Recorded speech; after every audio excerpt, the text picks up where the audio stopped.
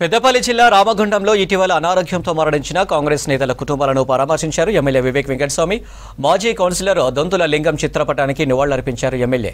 కుటుంబ సభ్యులతో మాట్లాడి ధైర్యం చెప్పారు. ఆ తర్వాత Congress party legal cell chairman Koppula శంకర్ను పరామర్శించారు.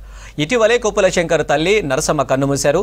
నరసమ్మకు నివాళులర్పించి కుటుంబ సభ్యులకు ప్రగాఢ సానుభూతిని తెలిపారు ఎమ్మెల్యే.